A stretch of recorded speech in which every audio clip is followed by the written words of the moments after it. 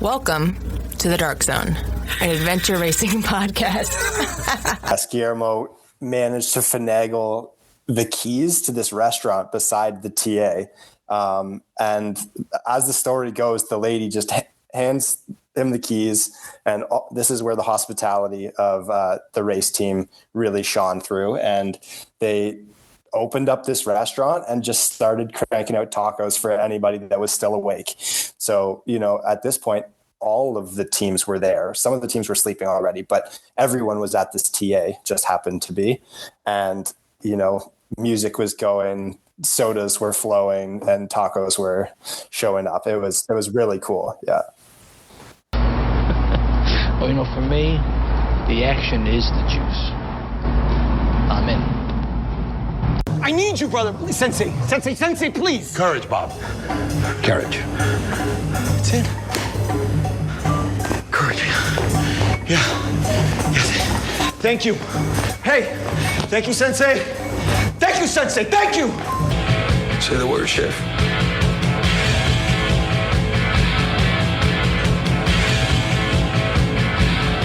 What a rip.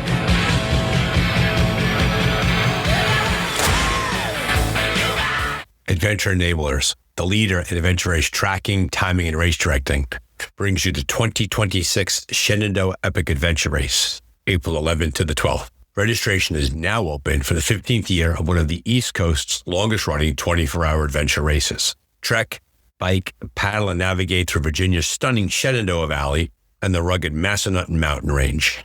New for 2026, multiple transitions that'll keep you moving and strategizing for the full 24 hours. Whether you're an AR veteran or hungry for your first epic challenge, this is your rite of passage. Push limits, chase sunrises, write your story in the wild. Register now at adventureenablers.com. That's one word, adventureenablers.com. So recently, I was introduced to a new product, which is the Nuatak, a carabiner water bottle. A family friend is part of the team putting it together, and he shared it with me, and I want to share it with you. So Nuatak it's a carabiner bottle. It has the carabiner built directly into the handle. Also, you can clip it to your pack, your bike, your harness, whatever you want to clip it to, and it will hold whatever's inside, cold for 40 hours and hot for 20. So long-lasting insulation. It's a nice thing to have in your pack, in your bin along the way. On top of that, Nuatak, is part of their social responsibility, gives back 5% of their profits go to protecting lands and lives impacted by climate change. So check it out at nuatak.com. That's nuataaq.com. If you use the code TheDarkZone, you can get a 10% discount and some free shipping. So take a look at this new bottle. Obviously, anything that we get from that code usage will be poured right back into the Dark Zone in support of the podcast and all the sponsorship activities that we have around the sport. So once again, take a moment, check out nuatak.com. Take a look at that water bottle. If you like it, you want to order it, feel free to use that code, the Dark Zone. You get a discount there and some free shipping. And if you like the item and the product, let us know what you think about it. We always like your feedback. Thanks. The Dark Zone is happy to introduce our community to adventure wear. That's one word, adventure wear, W-A-R-E, and they can be found at adventurewear.shop. A company founded by adventure racers for adventure racers. They offer a whole variety of products to the community, and check them out this holiday season. Custom engraved coasters, solid wood magnets, metal hangers that show off every hard-earned finish. You can celebrate your accomplishments and get some great products. So head over to adventurewear.shop and see what they have there. Once again, they are adventure racers offering products for the community. So support them by checking them out. Once again, adventurewear.shop, and the link is in the show notes. Welcome back, folks. Episode 146 of The Dark Zone. This one is set down in La Ruta Madre in Monterrey, Mexico. Zach, Una, and Joel from, at the time, Sea to Sky Racing, now Coast AR, joined us to walk us through their entire adventure, all that they did down there, and it is some story. We saved this one on purpose. It was recorded back in the springtime, believe it or not, I think May. We wanted to save it until now for your winter training. Almost 2 hours long, this episode. It should eat up a lot of that trainer time, and we are glad that we could bring it to you. So thanks for being here. Thanks for being a listener. And remember, with the Dark Zone, if you keep racing, we'll keep talking. Enjoy. Welcome to the Dark Zone Adventure Racing Podcast. This is your host, Brian Gatens. It's interesting how teams come by way of the dark zone. There are teams that everyone knows about and they talk about, and you have to get this person on. And there are teams that are popular and well-known, much like our guest today, but they come very highly recommended, where other teams are like, listen, you have to get this team on the show.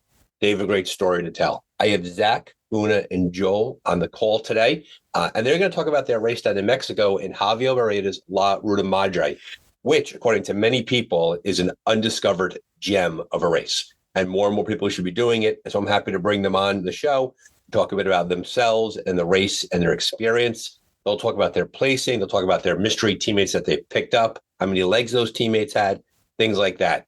But my first question, I'll kick it over to Zach.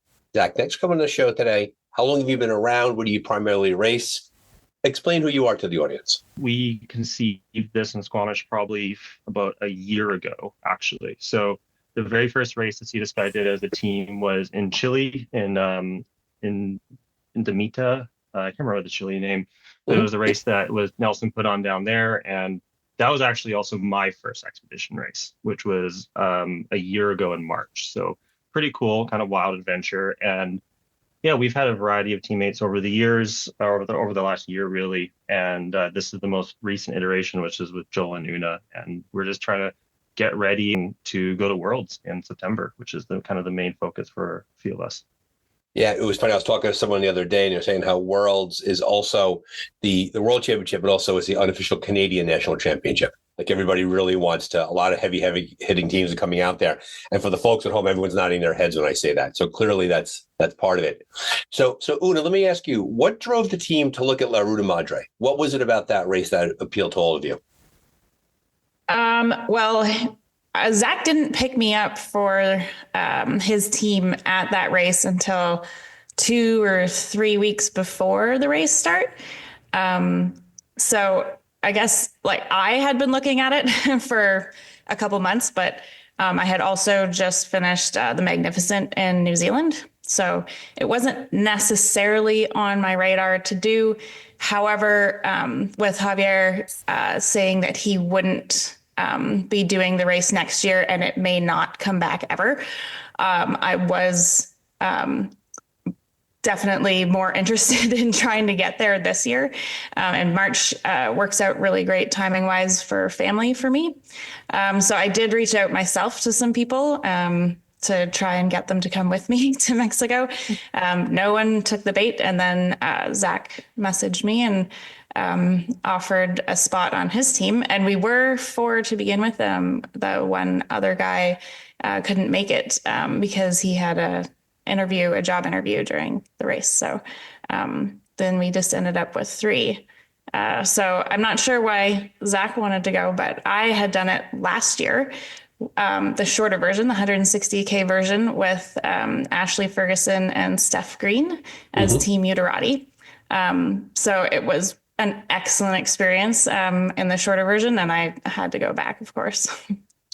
How did you do between Magnificent leading into La Ruta Madre? How did you do recovery-wise, getting ready for that and getting right back into another race? Not too bad, because there were some things that happened at the Magnificent, as things do. So it wasn't necessarily the super intense race that it could have been for me.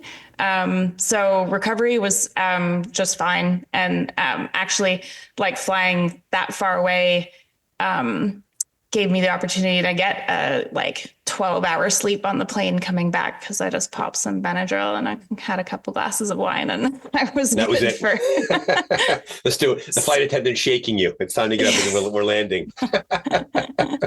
You remind me with that story a bit about I have a teammate who he won't take his bike out of the bike box.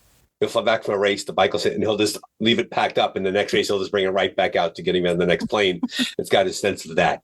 Now, Joel, how about you? What brought you to La Ruta Madre?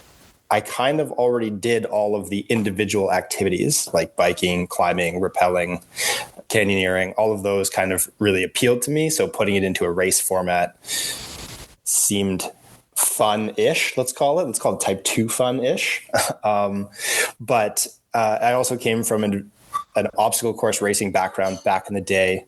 And raced World's Toughest Mudder, which is 24 hours, run 5-mile loops on repeat until you don't want to anymore.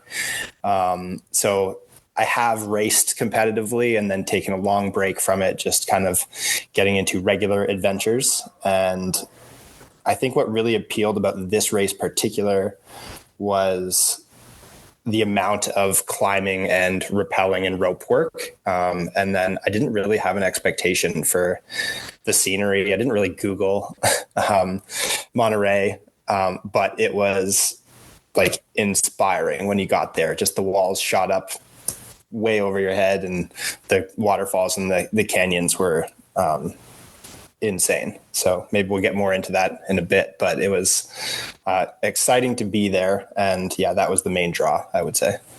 And that's, it's funny, Una referenced that a little bit too, talking about how Javier had talked about this was the 500-kilometer version of the race.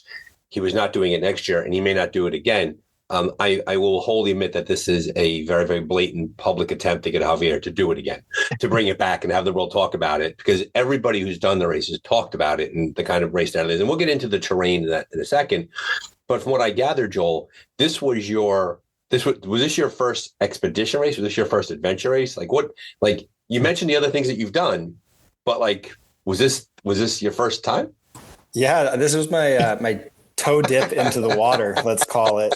My toes still haven't recovered, but it was my first attempt at an adventure race, stringing it all together. And I don't know, something about the big number 500 appealed to me as well. Just maybe a little bit of masochism, but it was like, well, if we're going to do it, let's do it big and see what happens. Yeah, a true adventure racing personality, right? You hear it all the time on the show. I interview people like, yeah, I really haven't done that before, so I signed up for an 8-day race. There's that. But to your point, you had a little bit of, you had some GER built into you from the other things that you've done, right? You did the OCR for 24 hours, so it wasn't like you were on the couch eating chips, being like, okay, I'm going to go to Mexico to race. Well, you're shaking your head. Maybe it was kind of like that. I definitely love sitting on the couch eating chips. Let's call it carb loading, Right. So, right. You're definitely not overtrained. That's the most important thing to point out. And so that leads me to the first thing to talk about is that this is the first time that the three of you raced as a team, right? And it's interesting how it came together. Una was magnificent, had come back. Zach wanted to go, and then Joel joined it. You're sitting here together. You all happily came onto the show. So I'm assuming that it went well for the most part. Sometimes people play pretend on the dark zone, but I'm getting a vibe that you enjoyed that experience. Walk us through that team dynamic. Why did it work out well for the three of you? What did you do before the race, during, and even after? How'd that go for you? Yeah, so Una and I really actually met at the Magnificent, kind of pre and post race. So I would say we technically met, I think, at Rainier Raid, but I don't really actually remember any of that, to be honest. And Joel and I have been friends for a long time. It's we go out and do adventures and do our own kind of stupid stuff out in the wilderness anyway. So I feel there was already some connections there that led into it. And then we actually put the team together 2 weeks before the race, maybe 3. I don't know. When we reached out to Una, it was Joel and I were out doing something going, it'll be really cool is if we go down to race Ruta Madre. Oh, we need to find another person. Hey, Una, do you want to come race with us? So it was the last minute. Specifically someone with good navigational awareness to help us out. It's not you want to go left? Yeah, let's go left. So no, we needed some expertise there. So we called on Una. And so that was the team dynamic that came apart. And so if the two of you met at Magnificent for the first time and Zach had that connection to Joel through the friendship, clearly there's the makings of a good team were put together. How much conversation did you have prior to the start of the race about the in-race dynamic, about communication? Did you at all, or did you assume you just figured it out on the course? Yeah, we had a couple Zoom calls. I think having done quite a few races and with all kinds of people, I don't have a regular team that I see all the time. So I'm always jumping on a team with people I don't know or people I've just met. So I've gotten used to that myself. But actually, to be honest, I was a little worried about 3 people and 500 kilometers. That's a long time to be on course. And having Zach and Joel knowing each other, I definitely felt like the third wheel. But in the end, it turned out totally fine. There was we had great team dynamics. There was good banter. And then like there was a couple times that Zach and Joel were off, like discussing their own things I had no idea about. And I was totally fine to be like inside myself and like talking to myself in my head or on the maps at the same time. So this is probably one of those times that it did work out really well. But I was like concerned that we didn't have a fourth person for me to hang out with while they were being buddy. Well, it's true, right? Because when there's different combinations of teams, different things happen, right? Like I've seen dynamics in which two people really know each other really well. The other two know each other really well. And it's like two sets of two racing together rather than four. And if there's any division in the team, like they almost like take sides with each other. Like they're not going to and so that clearly, and so to your point, when you're spot on that having three people on the team it's a long time to be together for 500 kilometers, especially with that dynamic. But your muscle memory of having different expectations with different team setups really carried you really well. And obviously, Zach and Joel were good guys, right? So it worked out from a team dynamic. It never really got to the point where it was really upside down. Because I if I'm not racing, I'm in TAs and I watch people, and sometimes body language just says so much about like people go dragging, they're not looking at each other, not talking to each other, heads are down, stuff like that. But clearly, all of this, it came together for you. Do you think as a team, having the team come together with 2 weeks to go, I think that's a good thing, right? Like you don't have a lot of time to ruminate and think about it. It's like, bang, we're a team and we're going. If you had 6 months to think about it, you might have psyched yourself out a little bit. Did the short time span between the decision and going to the race act as a benefit to the team? Maybe. Yeah, it probably did in some ways. I think as a team, we jived pretty quickly early, which was pretty amazing. Like I've raced probably like 4 or 5 races, like long races now, and like it doesn't always come together that quickly, right? Like we actually had an opportunity we kind of jumped into it, and within probably a few minutes we were a good team, I would say. And it's partly also to do the fact that like Javier's race is so insane. Like the very first thing we did was like a 4K sprint to a free hanging rope ascent. So like you're kind of being thrown into these crazy activities that lets you kind of bond over it and then talk about it. So like even on the slog, we were still talking about climbing this rope up a waterfall or like doing a crazy like rappel. So like the race was designed in such a way that we were just having fun the whole time. Right. And you're so busy surviving on the race course, you're so busy adventuring that there's not a whole time for introspection. Right, you're on to the next thing. You're on to the next event, and therefore the team is just going to flow, work together, and off they go. And so let's dig into before we get into the race itself. I do want to highlight too. I've heard that the getting down there, the pre-race stuff, the where you stay. I heard that Javier does a really nice job putting all that together for the racers. Like people really felt well taken care of. They felt like was that a true for the race? Is that really how they took care of you down there? Yeah, absolutely. Yeah. We met Fabiola, who I met last year at the race, and we're good friends now. So she was at the airport meeting us and taking us to where we needed to be, so we didn't have to worry about Ubers that could accommodate all of our gear and everything. And then, yeah, of course, they took us out to the race, which was like an 1.5-hour drive from Monterrey the next day. Javier's dad is involved with like volunteering. His truck is there. And it's an incredible community of people put on this race. There's just, I have not experienced that kind of hospitality from race organizers anywhere else. Gotcha. Yeah, that's the common thing they talk about with Javier, is that's what he does down there. So now the team comes together, 2 weeks notice. You get down there. Sounds like the travel worked out just fine. Now you get into the race itself, right? So walk us through your race. You mentioned the 4K sprint. You mentioned the free hanging ascent. The race starts. Take us through the course. What was the first day like? Now, by the way, when there's venture racing, there's the first day, there's the last day, and there's one big long day in the middle. So it's okay if you get mixed up in between. But walk us through your race. How did it go as a team? It was good. Go ahead, Joel.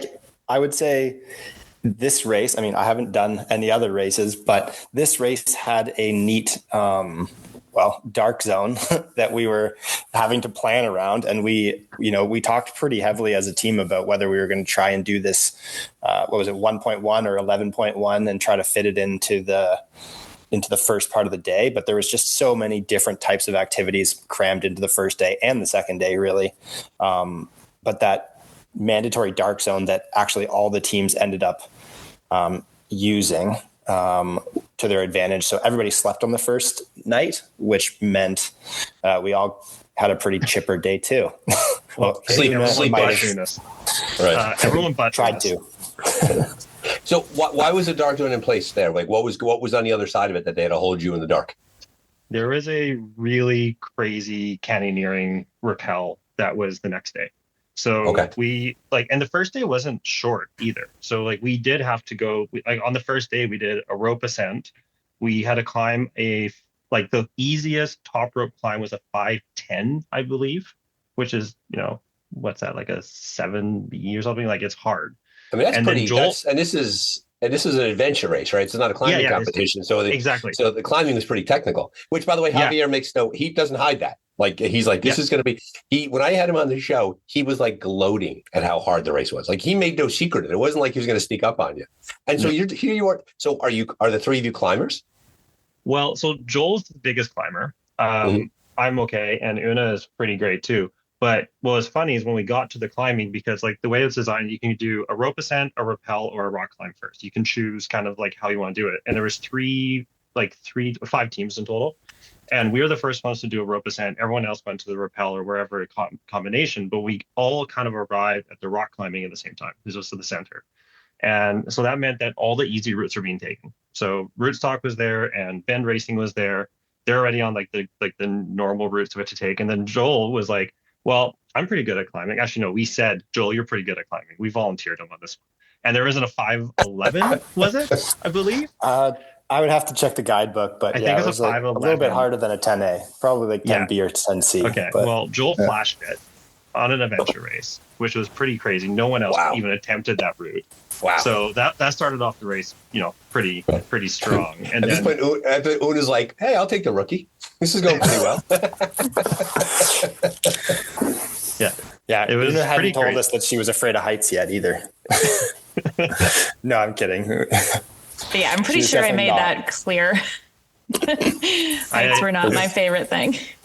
Una's no longer allowed to say she's scared of heights. That's we vetoed that. She's done too much. By day 2, just free hanging rappel. Right. You can say it all you want, but we know it's not true.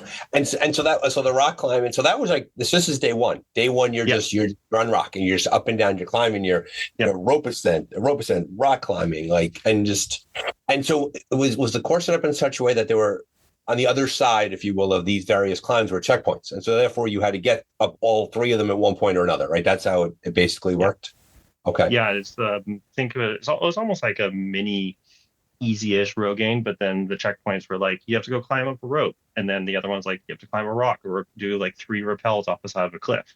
And then there was checkpoints within those. And, I've raced races where it's only 2 people have to climb the rock climbing section. Everyone had to climb the rock climbing section. There was no choice of not doing it.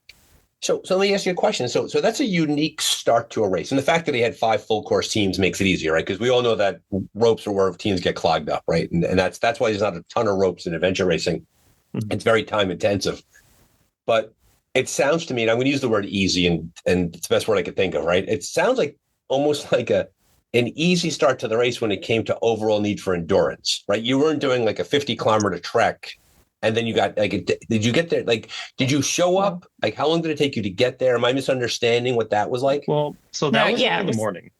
Oh, go ahead, Una. Yeah. Well, it was the stuff, the rope stuff was relatively close to the start. We sprinted to it. So yeah, in terms of endurance, not crazy. But strength wise, it was no joke, climbing up ropes with, ascenders. I have never done that before. We practiced in the day before underneath the little gazebo, and I could do 2 moves, and that was it. And then there was 3 different levels to the waterfall that we climbed up. I'm not sure how long it took us, but it endurance wise, no, but strength wise, like my forearms were pumped, and I was pretty happy that we weren't doing that on the last day. So doing it on the first day was good. And that's why I use the term easy, like in a different way. It was cardio wise, you were good, but strength wise, it was like full on, you had to go get it. And this was part of day one, all this climbing. So now you go through that. Now, what would happen to a team if someone couldn't make the climb? You had no choice. You had to make the climb? You didn't have to do it clean. So there was a team that was arguably pulling the person up with the rope, and that was okay. It was like, just get the person up there. Matter. Right. Yeah, you can do whatever you need to get up. And so once we finished that morning, then we went to like a 20-ish K bike ride, and then we had to go find some caves, which was pretty cool. And this was like all in like the first morning day. And then we went to another bike ride to a bike drop, where we then left our bikes and climbed up and over a mountain to the dark zone that Joel was talking about. Okay, so we back up to the caves a little bit, because Javier talks a lot about the caves on the course. And once again, caves is one of those things in adventure racing, you don't see a ton of it. And he always maintained that down there, they were just a plethora of various caves to go through. What was the caving like? Because I remember I saw the schematic, and caving was like in 4 different sections. It was the little image of the guy crawling was everywhere. Like, so you had to ride on the bike and to some caves and checkpoints. What was the caving sections like? Was it tight? Was it scrambly? Was it big? Could you walk in it? What was it? What was the size like? All the ones that we ended up going in for the race were pretty sizable, I would say. Like epic when you got in there, but like nothing was, a risk of getting stuck. So that was nice. I think you had to get on all fours and kind of like duck under some like stalactites a little bit. But I remember the first cave that we went in this like cave O section, we like had a little bit of trouble finding it just because it was like a very small hidden opening. But then once you got in, like it kind of expanded, and I unfortunately, didn't record it. I wish I had, but in that moment, that was like a highlight of there were so many highlights of the race, but having a video, there was a photographer that took some photos of, I think, me in that cave, but I wish we had the video to show like the whole path were all 3 teammates required to do the caves? Could you send one person in and stay on the outside, or did everybody have to go in? Yeah, it was like, I think one person. It wasn't very far into the cave. It was like Joel went in and we stayed out. We actually didn't know how far he was going in. We thought it was just like poke your head in and clip the thing, and he poked his head in and had to take a few steps into this big opening, and we kind of missed out on it, but okay. But there was other ones that we went in later in the race too, like in different sections. So like it just depended on which cave it was at the time. Yeah, because there's some races that require with the caving, they say, listen, like if there's like finger sticks, for example, if you're using electronic punches, they're like at least 2 teammates have to go in, right? Not everybody's required to go, but clearly, so the caving was part of that. So you on the bike, cave O, and then you got to the you got to the dark zone at that point, right? Was there anything I missed that after the cave, and then you had the dark zone? We went to the cave, and then we biked again through like a pretty amazing pass, actually. Like the descent coming out of this pretty horrendous climb. So like we started off the race with like adrenaline strength, and then we had to do this. I don't actually remember how many meters of climbing. It went on for a long time. And we got up to this col and just looked over this amazing valley kind of coming into sunset, which was our sun-ish set. And then huge descent where the bike dropped, which is still not the dark zone. Then we had to go hiking up over a ridge to get to the dark zone in a little town. And then what was the mountain biking like? Was it on trails? Was it on fire road, gravel road? Was it technical? It's gravel road, pretty much the whole race. I would say there was no technical mountain biking. The race was phenomenal and technical in every aspect but the biking. Biking was beautiful, it was scenic, but it was mostly gravel road kind of biking. And that enables you to do that. That enables you cover a lot of ground, right? Because if teams are on super technical mountain biking, it takes a long time. 500K race, people have to get from place to place to place. So you had that. So then you get to the dark zone, and everybody got dark zoned that first night. Everyone. Yeah. Everyone got okay. And then how did that do in terms of like the team dynamic there? Did you sleep in that? Like, was there sleeping available? I said Una didn't sleep. Una, what were you going to say there? Oh, I was just going to say on that bike ride, there was an opportunity to stop and like look at the valley that we were biking into, and across the valley were some crazy peaks. And I said, guys, our checkpoint on like day 3 or 4, it's PC 21, is in the saddle between those two massive peaks over there. I've seen the future. I was just like, oh my gosh, that is really high. How did you find the navigation in it? It's like, how were the maps doing in relation to the checkpoints? Like, were the maps strong? Were the checkpoints hard to find? Like, how did Javier lay them out? I'd say having done it the year before, that was a great advantage to me. I knew that it would look very straightforward on paper, like all these trails that go directly to where you want to go, and no other trails in sight. Yeah, look really great. And then you get out there and it's not the case. Right. There could be other trails that are not marked, lots of roads that aren't marked, and the trail is usually not very well used, so hard to follow at times. Like no blazes. So you really still need to be on your compass and following a bearing while on the trail. Yeah. Were you in it all? Was there any agriculture in the area? And I asked that question because when we raced in Ecuador, there were game trails and herd trails everywhere. And like, there was no, to your point, like no blazes. We weren't like in a national park, like, and you'd be walking and there would be, you think you're going in the right direction on the right trail, and there would be trails, 50 meters to the right and to the left, roughly the same direction. Did you have that same dynamic where those intersecting trails really threw you off? Not greatly. No, I can't say that, that was an issue for us. No, but there was game here and there, but mostly, yeah, like, but it wasn't agriculture. Yeah, you were passing through farmland. You were in the mountains. Yeah. Okay. There's just a lot of like paths, like to Una's point, there's just a lot of like kind of a semi-established trails that kind of and even the ones that you're supposed to be on will kind of fade away sometimes and then reappear. Mm-hmm. So you're kind of always working your way through. But the part that makes this race so different is that you can't bushwhack, or you really shouldn't bushwhack, because when you're going through cactuses and pokey things that will slice through anything. Like, we're wearing like armor, guards, and everything we can, gloves, and it's still just everything is just poking through if you go off trail, and there's sections you have to go off trail. So what was your weather like in terms of temperature, in terms of like humidity, things like that? Pretty ideal. What was it, like 24 degrees Celsius, I think? Well, when we were kind of gear planning originally, and we're like, oh, Mexico, it's going to be warm, like, and we did not bring a lot of warm layers. We had Mando gear, and that was kind of the extent of it. So we kind of forced ourselves to just keep moving pretty quickly. At night.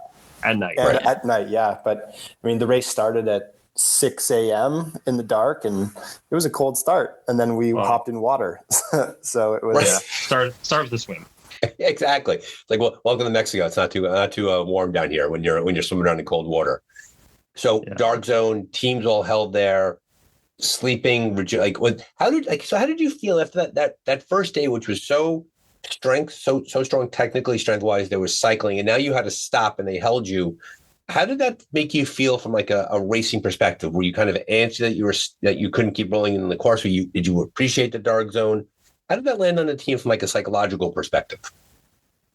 I think for us, it was a good thing in a lot of ways. So Joel's first race, mandatory sleep on the first night, like you never get that, right? Like sleeping on the first night is such a luxury, and sleeping for like 4 hours on the first night. On top of that, it's not just like a 1 hour. Like this is a solid sleep for two of us, and we knew that the next day was going to be highly technical, lots of rope skills, and we were chasing down Bend and Rootstock at this point. Like this for us, it was in a way a reset for the race. We knew that we were going to be fairly strong on ropes. Like this was kind of like something we were coming in with some strengths. So going into this day, we were like, sweet, we can push hard again and try to like maintain contact with these legendary teams that we had no idea if we're even going to be seeing them again. So this was kind of a cool thing. That's nice. So you had that first day warm up as a team, right? That team not getting that settled, then you get a rest. Oh, no, this is like now the fourth time they've mentioned your lack of sleeping in the dark zone. What happened there? So I've done 3. This will be my 4th expedition race, and I have a very bad track record for sleeping during races. And I didn't sleep very well the night before this race either. So I was really happy that we were going to make the dark zone in time to have a sleep, because, you know, we weren't sure that we were going to get there in enough time to have a good rest. But we did, like, had all of our good sleeping gear in that bin, had planned ahead, like sleeping pads, sleeping bag, and I like found a picnic table, so I was off the ground, so there was no fear of rattlesnake crawling on top of my chest overnight. So I was comfortable, but I still just like I fall asleep for about 45 minutes, and then I wake up, and then it's just waiting for the alarm to go off. Yeah, it just never. No thanks to the rooster that was like 5 meters from your head and didn't know what time it was. So that went off all night. Yeah. Oh gosh. And you'd hear, he was so close, you could hear his wings flapping. He would get ready to roost, like to crow. And I had earplugs in, and his wings would flap. And then the guard donkey too. That thing was loud. Yeah, like braying and carrying on. Yeah, we did a sleep in Ecuador one time, and we thought it was going to be a great sleep. It was a middle of a town, but it was quiet. And we set all our tents up, and we didn't realize that we actually did it like in the territorial area of the dogs that live there. So the dogs like showed up, and they were like yelling at us the entire night. And then the minute we left, they like went to that area. But you think you're getting this big, huge sleep. Next thing you know, you're not, right? And also another thing that you brought up to, and I'm glad you mentioned it, is that for a lot of people, when you travel to a race and you go through the air and the transport and all of that, your sleep is really disjointed, right? You're meeting your teammates, you're getting gear loaded. And people make the mistake of thinking that their night one is night one, when in reality it's like night two. Because you don't sleep well the night before the race, then you race, and that catches up. And that was one thing in Ecuador that we really kind of went through. We were much more tired that first night than we should have taken a bigger sleep that first night, but we didn't. And we paid for it down the road because teammates started coming apart a little bit. So I always like to mention that. I appreciate you bringing up that sleep challenge. Sometimes night one is really night two, and you have to factor that into it. And so then what was the technical aspect of day two, post dark zone? You said a lot of climbing the next day, and then you felt that was like one of your strengths, right? That you were going to have a chance to hang with rootstock and bend. How'd that go? So yeah, Joel, you want to describe the canyon? Like, is it Chipitan was the first one? Yeah. We did two like canyoneering sections in the second day, like 2 full canyons. So right off the dark zone, actually, we had one checkpoint we had to go get before we could go to the glory of day two. So we went and did that. But then by the time we finished and made it to this canyon, it's called 7. Well, on the map, it was 7 rappels. And then hydrophobia was like a longer canyon with no more ropes. So Javier had set up with guides at all of these rappels, just an increasingly beautiful, increasingly difficult rappel system. And yeah, we were right behind like bend, rootstock, and then us moving through this like series of waterfalls, and they just got longer and you more wearing dry water suits? flowing. Did you have dry suits? We were in Wetsuits. Wetsuits. Okay. But okay. and in the middle of that, there was a slide. There was like a mandatory slide in there. That was pretty wild. So was this a commonly used canyon? Like, did people go through that regularly with the guides, or was this something that was set aside just for the race? So this was a guided canyon. It's one of the, it's probably the most, I wouldn't say the most popular, but definitely like the most famous. Some of the rappels that at least we were getting, I don't know. It was like 25-meter rappels, and then we finished with a free hanging rappel into this like waterfall pool and I don't know how long the rappel was, like 20 something, 30 meters long of just free hanging going down into a pool. So that's just great. Spectacular. Holy cow, what an experience.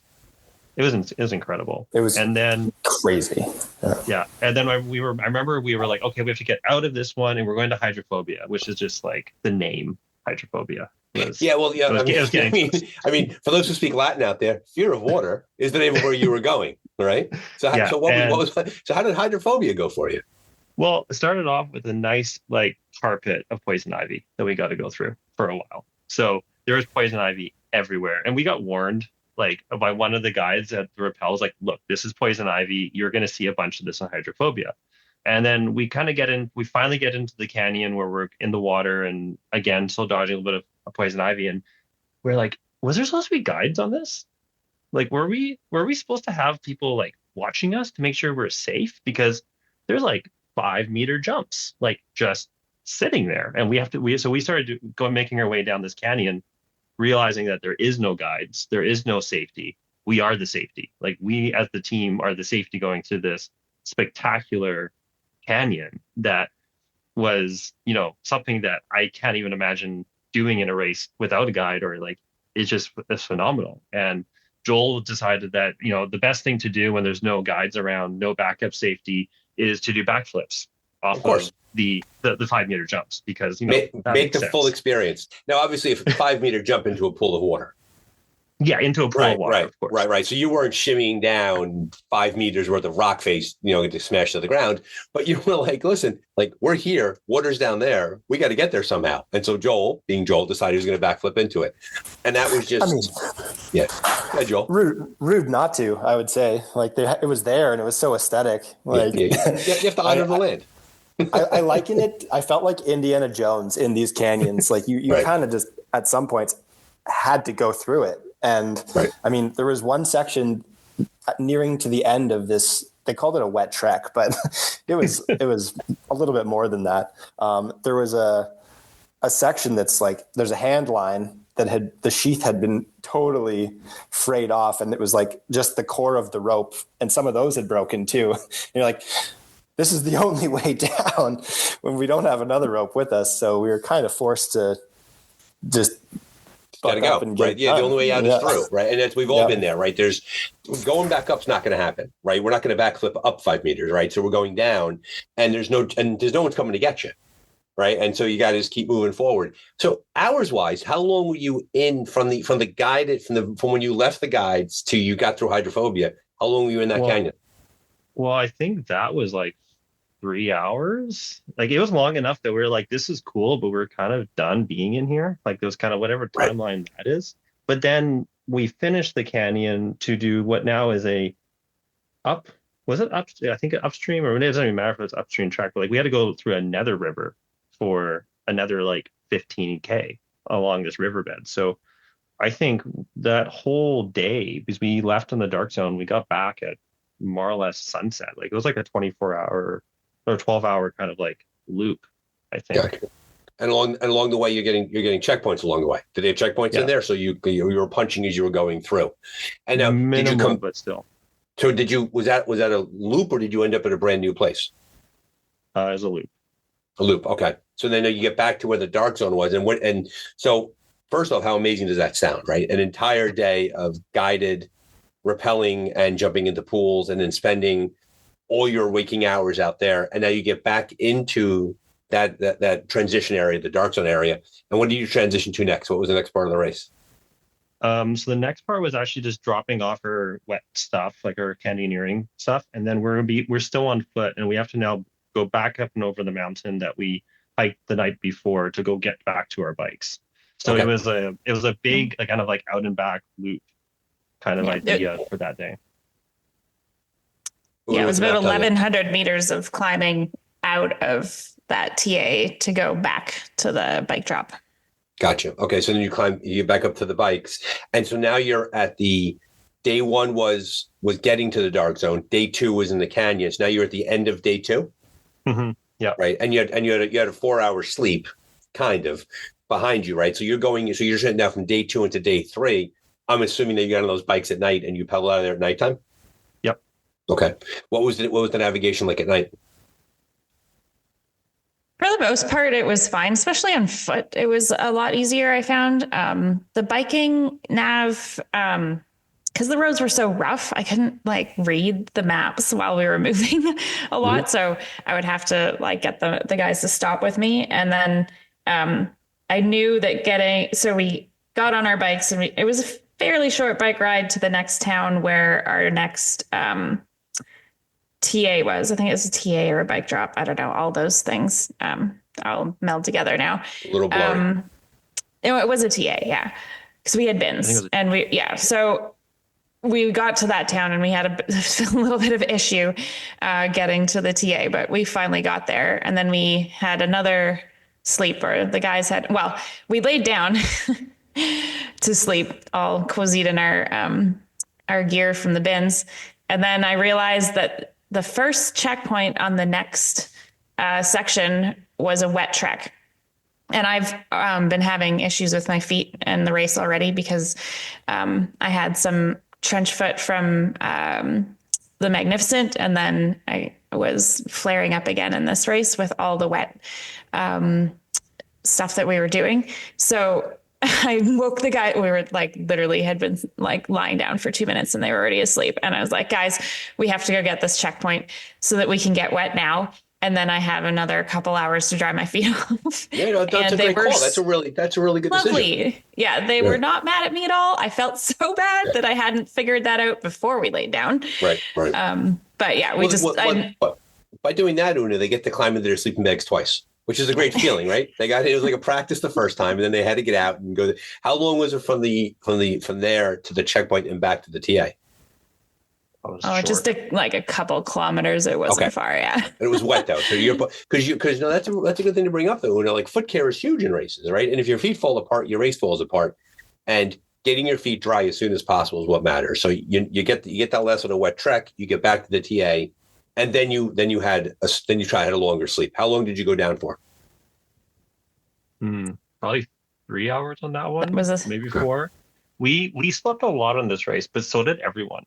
I would say like all the teams slept a lot, and we all kind of did it independently, and it was probably because of the technicality of the race. The race was super technical and huge amounts of elevation, so we were choosing to sleep more so we can go faster for the rest of the day. So yeah, 3-4 hours maybe. Well, it's one thing to hike tired. It's one thing to even to mountain bike tired, but to climb tired, when you're cognitively speaking, you're bumping up against. It doesn't make good sense, right? So a lot of sleep helps, and there's a lot of conversation around sleep needed during races, and there's a bit of a trend that I'm kind of seeing where teams are sleeping more during races. They decided it's not worth your while to drill yourself in the first 2 or 3 days and then be zombies at the end, and so clearly it paid off for you because you were refreshed and your feet could dry and you could rest up a little bit.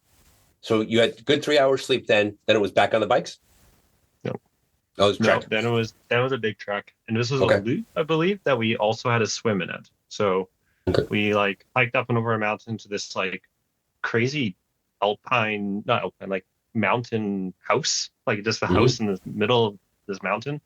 And then we went down to another town, and that was a big day. That was at least a 2,000 meter day, I think. I felt like 2,000 meters became the normal. It was it's only a 3,000 meter climb today. This is great. Easy day. That's nice. Yeah. No big deal. And then, then there was a waterfall at the bottom of it that we had to go swim out to and checkpoint. And then we went back to the bikes at that point. So it was kind of it was a lot of bike, do a big track, bike, do another big track. So that's kind of how the race course is designed. So Joel, let me ask you a question now. So you came into the race with adventure experiencing that you've done, but now you're bumping up against the limits of what you had done previously when it came to holding your body together, your nutrition, your sleep. How were you feeling during this part of the race? Yeah, so far, I'm very thankful that we slept on the first night. That was kind of my worry when we had discussed it previously about not sleeping on the first night and just pushing for, closer to 30 hours in the first 3, 2, 1 go of the race. But I would say getting 4 hours and I managed to have fairly restful sleeps, I would say, on all of the legs. So I was feeling okay. My body was feeling okay. They were on top of me about my foot care because that was new to me. But, so I took a little bit longer in transition areas, but tried to do that well. And they served me well into the last day, I would say. Right. Eventually they're going to fall apart. No matter how well you take care of them, they're going to go eventually on you. Okay. Yeah. But no, by this point, we were still, trekking well, biking well. Good. So how was the team dynamic? Were you guys flowing along nicely as a team? Was there any of the expected, were you struggling at all with the trekking and the sleeping, or were you and the three moving together pretty well? Yep, we were working together really well with all the bike drops, and then basically bike drop, summit a mountain, come back to the bikes. We came up with a system where we would only take 1 or 2 packs, and the guys being out west have more experience going up mountains than I do. The biggest hill I have near my house is 100 meters. So they would carry my stuff going up the mountain, and then I would put the pack on going down the mountain because I'm pretty comfortable doing that, and that gives their backs a break. So, and yes, there was no, like, we were still trucking along really well as a team. That's a really good example of how team members, they work on each other's combined strengths, right? I'm good at this, you're good at that. And then you trade back and forth. And then there's that sharing of work along the way where nobody feels like they're doing more work than the other person. So thank you for highlighting that. I don't want to miss this because we mentioned it before, but you talked about picking up teammates during the race, getting fourth teammates. And now, are we not there yet? Or was that part of it? Or do we want to hold on until we get further down the story? The good stories later on, but Joel almost brought home a 4-legged friend, probably at least once, because Joel really wants a dog, even though it's not necessarily spoken. By the way, Joel, we've seen the movie. You're not going to get a movie out of it. You're not bringing the dog back from Mexico. So good try. Well, that was it, right? I was like, I think instead of an adventure racer, I'd rather be a movie star. So if I could get the sequel to the movie, then, but alas, the dog didn't stay with us. He traveled pretty far. So the night before, we had crossed over this mountain ridge down into the town, been chased by dogs and donkeys in the night, and then we were leaving back in the morning to go back over this ridge. And I would say this dog followed us for, I don't know, like 5K, kind of like up this mountain. And then I think as we were getting closer to Rootstock, the dog was like, "Oh, that team's better than you, so we should probably hang out with them." Those better snacks going over there. Exactly. Takes off up this mountain, and we don't see him again, unfortunately. But so yeah, no movie deal. But gotcha. There's always next race.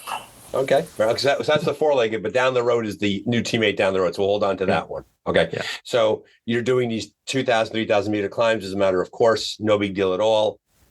How's the race going now? Walk me to where we are in the race. Well, I think at this point we're going into the biggest trek of the entire race. So like this was, we started around 1,400 meters and we're getting up to like 3,500 meters, which happens to not be the tallest mountain, but definitely like the biggest elevation gain that we did this whole race.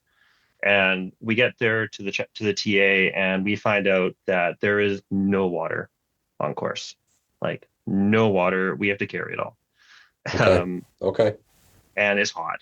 This was probably the hottest day. And we were getting there at kind of like, what time, Luna? Do you think we got there at like 1 or 2? 2. Yeah, about 2 o'clock. Because, Rootstock was there and they were having a lie down. Even though they slept the night before, one of the team members was having a rough time. So they were inside the building in the cool shade having a lie down.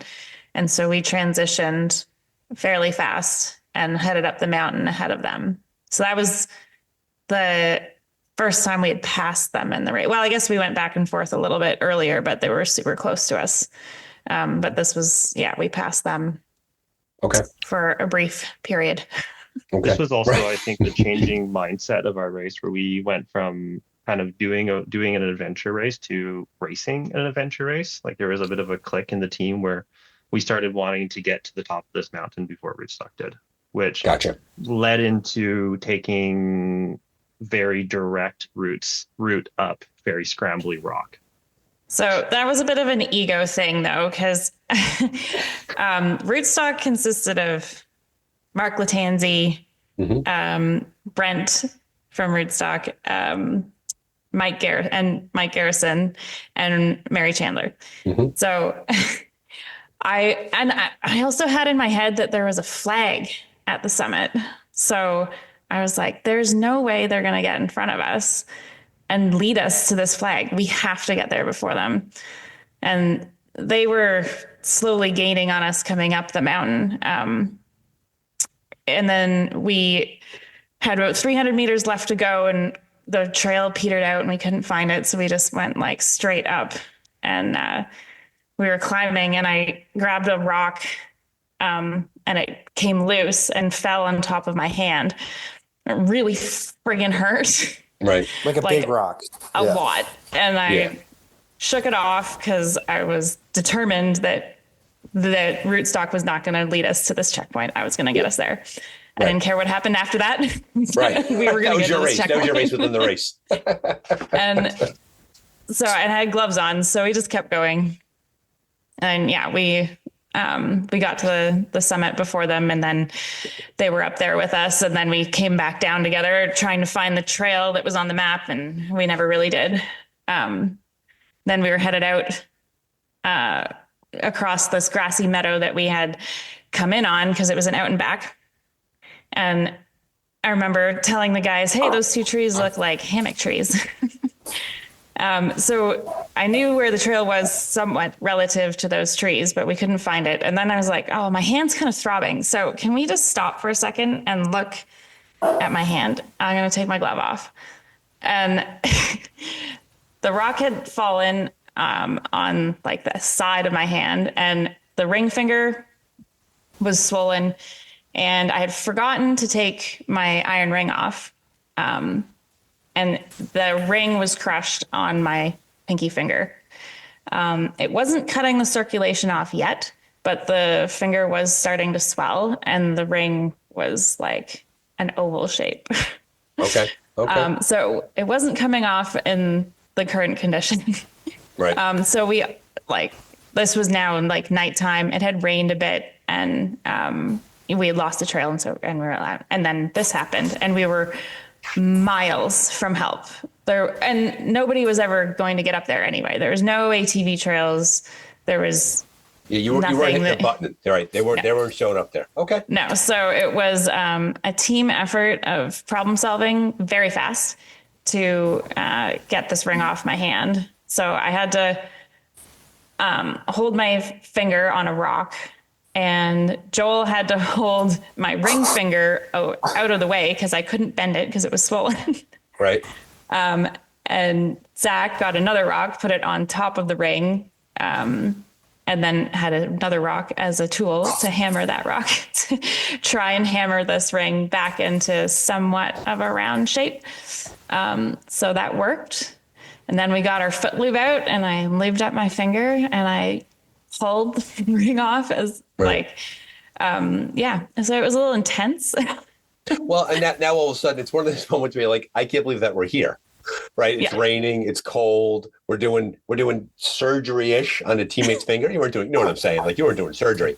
And you're like, this is the adventure racing, right? Like, you got to figure something out as a team, and you got to go. And because I'm assuming that if your finger is swollen up enough, now it's a serious medical issue. Now we're talking about you only have 10 fingers.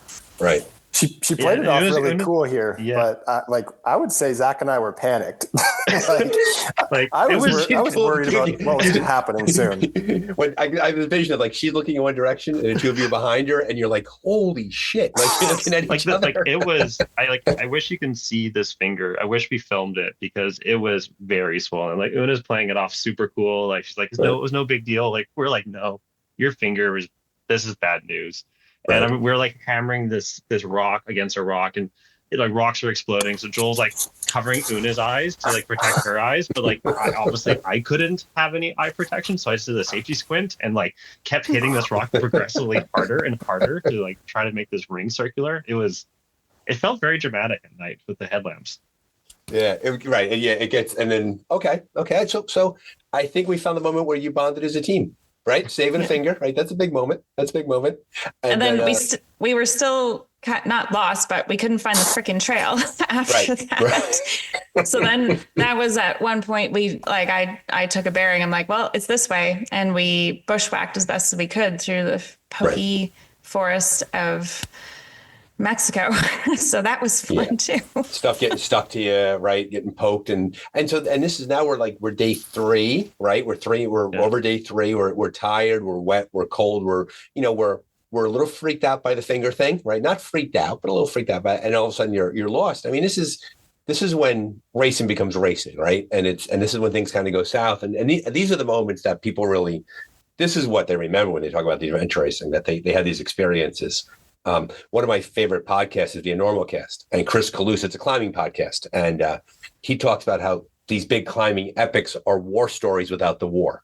And that's what this is, right? You have a war story coming out of the race. So you saved the finger, you took a bearing, you're getting all the pokey stuff in Mexico. How do they go from there? We had a long way out there. Right. Yeah, we were still up at like 3,000-ish, 2,800 meters of at elevation. So we had to go back down to 14, and it was not like it was kind of like this big long plateau before we dropped down a ridiculously steep section. Like I can't remember what we did, but it was like I think 1,400 meters of gain and like a few kilometers at that point. Like it was just sheer switchbacks and loose gravel that we had to get down. Yeah. And we were pretty tired at this point. Like it's day 3, we were doing pretty big days, and we're kind of going down. And the last section we knew was just like a point and shoot straight down to the TA. Like we knew that from going up, but we convinced ourselves that we were lost multiple times, but we were never lost. Even though it was bang on her bearing, she was bang on where we were supposed to be, but we were like somehow convincing ourselves that we were not in the spot that we were supposed to be. And we managed to get down, and it was great. But we did, that's where we took another sleep. Like it's kind of like we do something big and then we had to go sleep. We do something big and then we go to sleep. That was the race.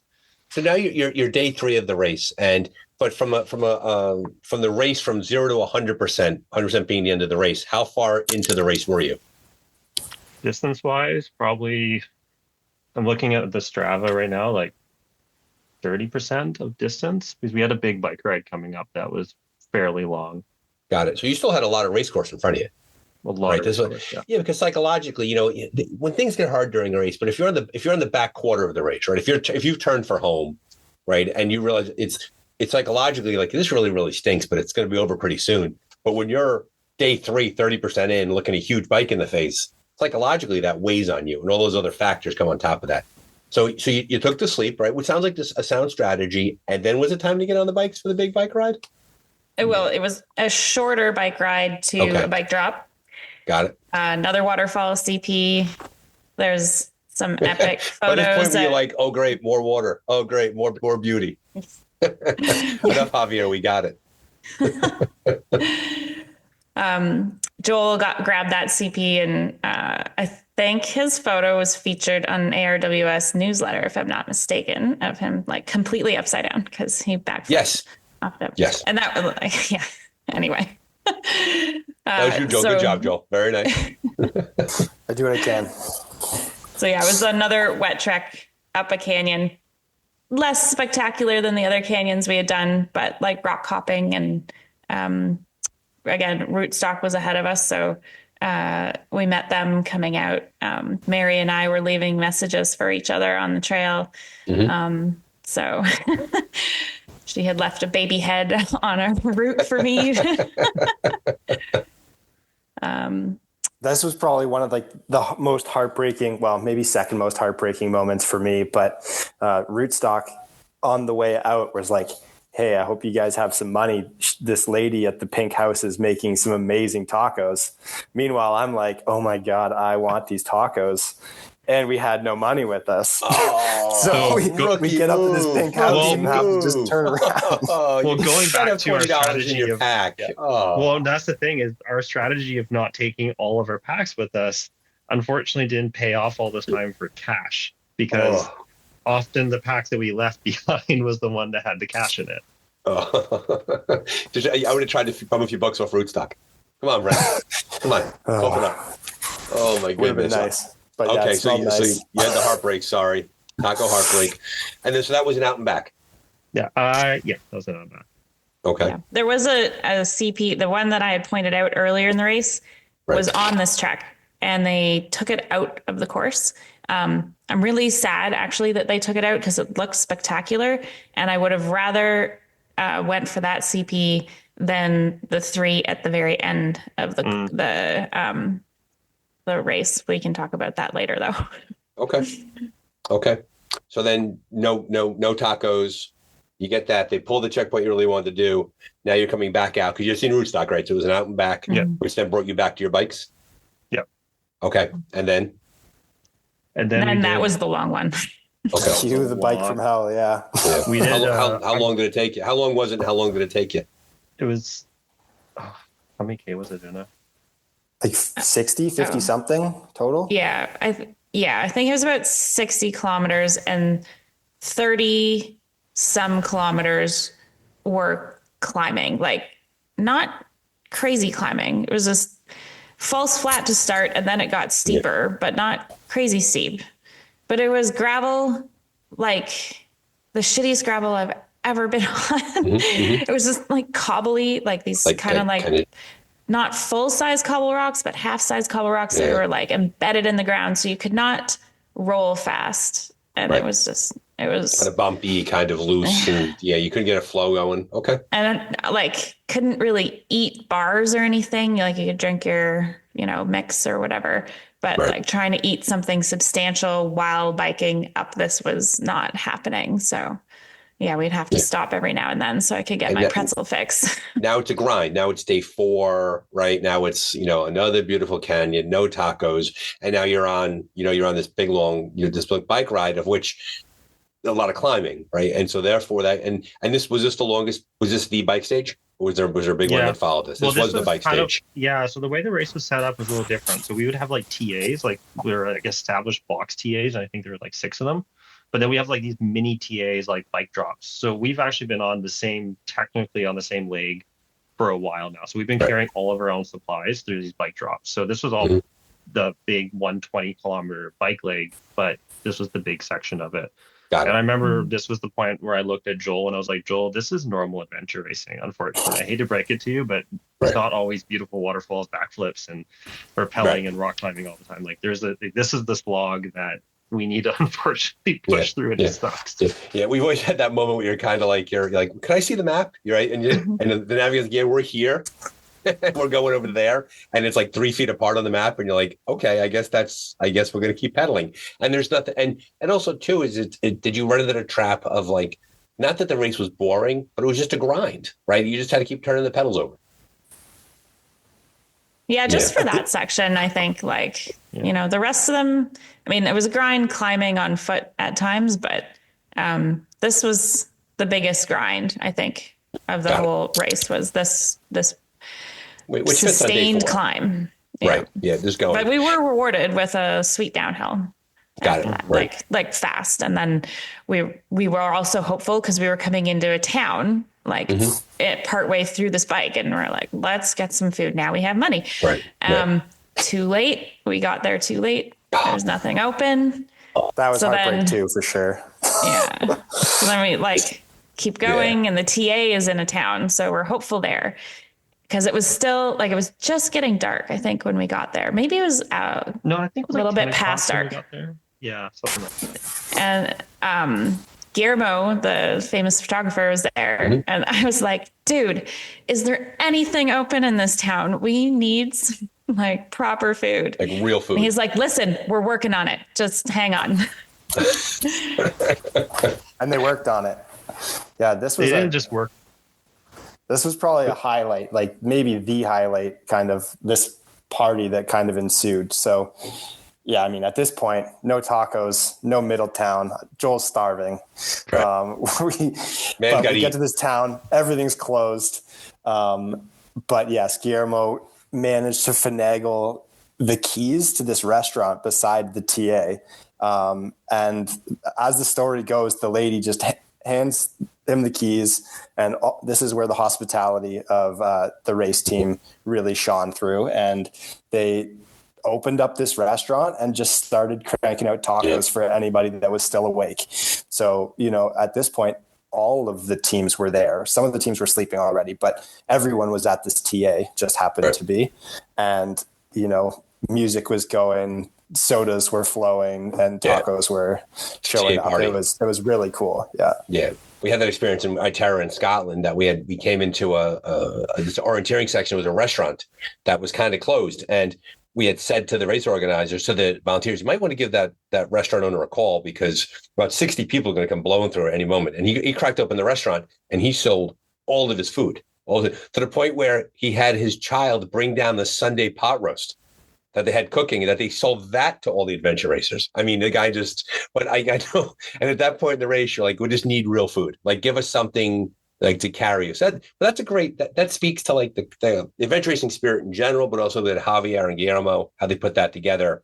And now all of a sudden, so you're rewarded after that grind of a bike, the big downhill, and now all of a sudden now you're eating tacos and real food at the TA party, which just serves to, just reinvigorate you, right? Now all of a sudden it's like, let's keep racing. So what comes next? Then we got to sleep in beds right after we ate. For the final time. for the With- final time. Was that a hotel? You find how'd you get you no. swing that? We don't know. So someone was like, house is being renovated beside this restaurant, which is beside the TA. I had no idea if they're connected to the race in any form. We don't know. But the race organizer was like, you can go sleep upstairs in this half renovated house. And we're like, okay, great. Like, it's not a park in this middle of this town. So we lug all of our stuff upstairs into this like beautifully renovated house right now. And there's like a loft, and turns out there's like mattresses up there that we were able to sleep on. Like, rootstock had bunk beds. Like, Right. But apparently rootstock and finding bunk beds is not abnormal. I'm learning that now. But like, this was the turning point for the race. This is where we knew that we had one shot to actually beat rootstock. And rootstock was sleeping. We all were kind of hurting in our own ways. And Una and I were kind of like, at this point, the two of us were looking at the maps and we're going, okay, we have to make a game plan. We worked backwards. So like how long we were going to be awake for. We're like, okay, it's like 36, 38 hours kind of thing. We have to push through. And we make this game plan. Joel at one point is kind of, I lose Joel. We lose Joel in like the vision of what's going on. And I think he went to a washroom. And Una and I just go upstairs. We lay down on this mattress and pass out. And I'll let Joel tell the rest of the story. And I'm left there holding the alarm clock and being like, where'd you go? And, so I'd set the alarm for 4 hours for the last 2 nights. So I kind of just made this executive call without knowing the plan. And I think that was probably approaching midnight, I would say. And yeah, I'm like, okay, I'm going to go find them, go upstairs. I had wrapped up for the evening to unpack, and I went up there and they were already asleep. It must have been 2 minutes, maybe maximum. And I went up there, tapped Zach, nothing. Una's passed out. She hasn't slept well. It's, okay, fine. I'm setting this alarm for 4 hours and we'll wake him up in the morning. So I think we all got amazing sleeps, and I think that set us up for the rest of the race very well. However, 4 hours later, when I wake up to the alarm and then go tap Zach, he's like, no, I made a different plan. You're like, what? I just woke up for this. He's like, no, we're going to sleep like 4.5 to 5 hours. I wasn't going back to sleep at this point. So I went down half a level. They're up in the mezzanine. And Una had to set a different alarm. So I started packing, making some breakfast. I was only, I think, 30 minutes up before them. But I definitely heard Una's alarm. I don't know whether she snoozed it or whether it just stopped beeping a couple times, but I think by the time we all got awake and moving, it was probably like 4.5 to 4 hours, 45 minutes of sleep. That's a great sleep. It was great. And it set us up because they needed to nav this last section, and it got, the navigation got a little weird at the end. And I think it had rained like at that point, and that it got pretty gross. But yeah, this was a long, big day. Yeah, let's not jump ahead. Yeah, and the day, like, I think is like, we can't really even underestimate or understate how big the next 38 hours were going to be. Like, you think is like, okay, 38 hours, you have like a trek and a couple of things left to do, but no, we still have to climb another mountain, because I think we've climbed at this point 5 mountains. I don't really know. We lost track. Like, we're doing multiple mountains a day sometimes. How many? We had 2 more to climb. 2 more. Oh yeah, we had 2 more mountains to climb. We got up from our epic sleep and went straight up the mountain there and did a loop back to it along the road where we did some plogging, because that's part of the race. You have to pick up garbage and bring that back to the TAs. So we did our plogging on that leg. But yeah, and in my defense about the alarm, the other sleeps that we had on race, I had slept 45 minutes for each of them. So I had 3 45-minute sleeps on the race. And then I took a Benadryl before this sleep because I was determined to be asleep for the full time. Plus I had earplugs in and the alarm is not very loud. So I definitely slept through it. Like, I did not hear it at all because Zach woke me up. He's like, what time is it? And I had like, my contacts are fuzzy. I'm like, I cannot read this watch. Can you look at my wrist? Because I don't know. I got the finger. The finger was the thing. I can't read the watch. I got earplugs in. I took a Benadryl. And yeah, I forgot we had 2 mountains to climb. And then the one we climbed the next morning, I think Una was like, okay, I'm going to take a little bit of a break. The nav was pretty easy on this one. So like we were kind of like going up and going back to this idea that we were like only carrying 1 pack or 2 packs at a time.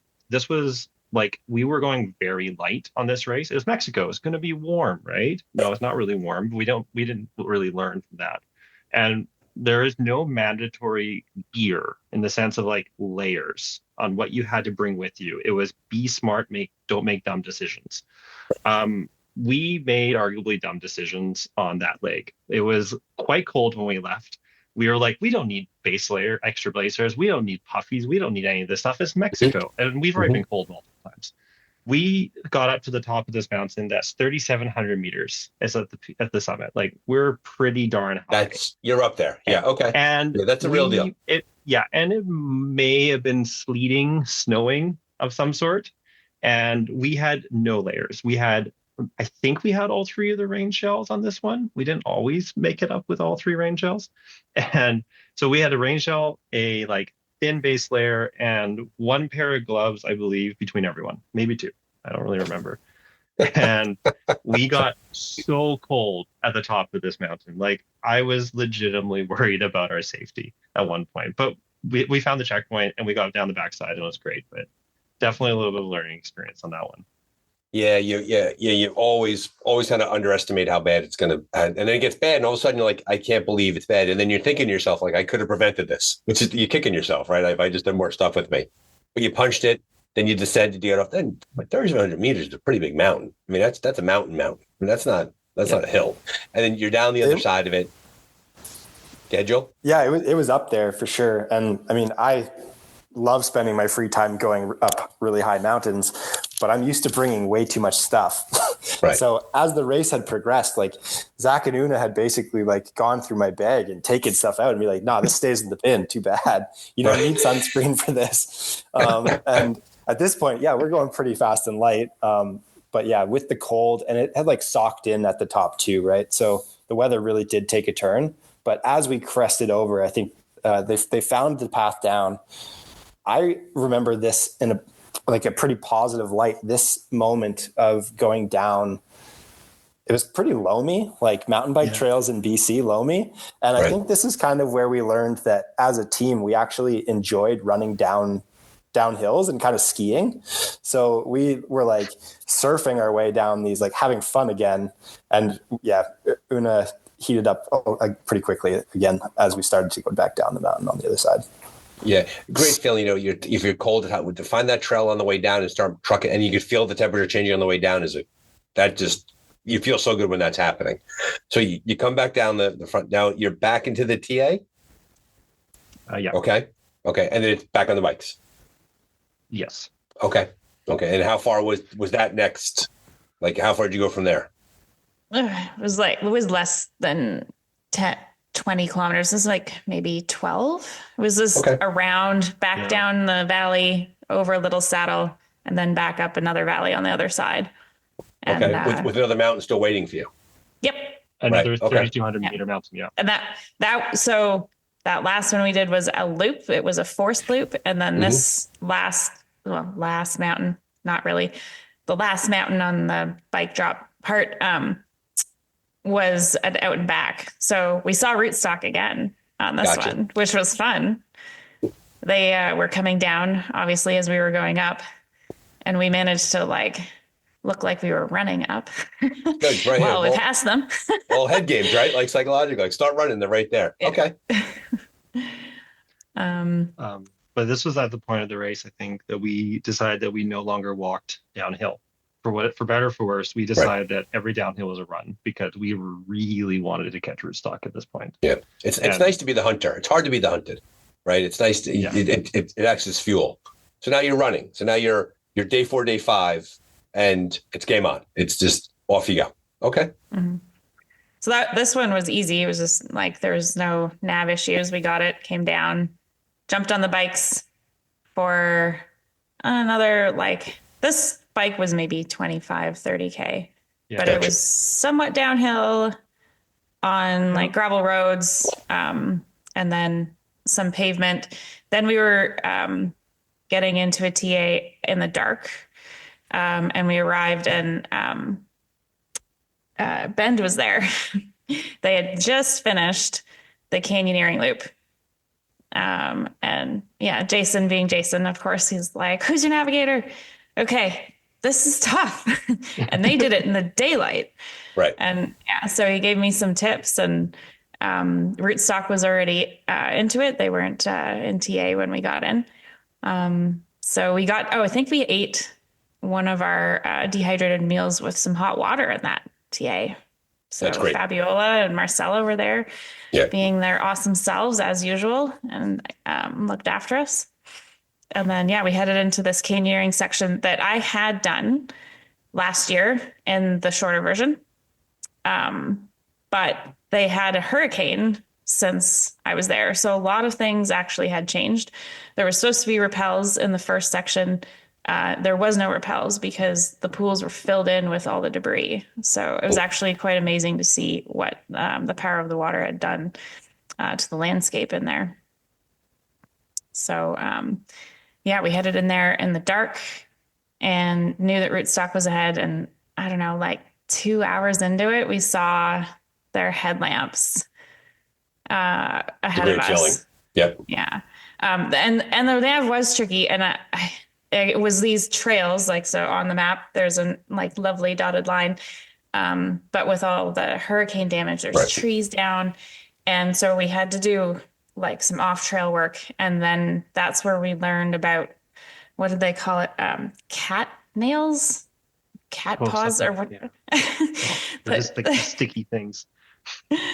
Everything like the plants just grab you, and then you can't like get them off you. They're like just, yeah, these vines and things just attached to your clothing. And yeah, it was just rough going and slow going. But and now in terms of the canyoneering, the navigation was the navigation, right? You were in there and just keep moving forward, right? And so the canyoneering part, yeah, we had to transfer between two canyons, and that was the really trick navigation. So we had to go into one canyon and go up and over all these re-entrants and spurs.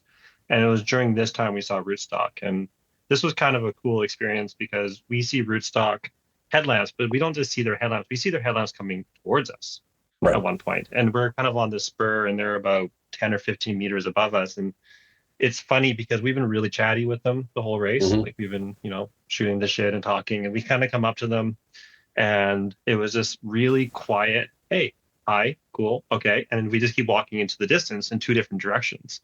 Right. And I remember we looked at each other. We're like, then we didn't say anything. We all knew. We're like, where are they going? Right. Because we knew where we were going.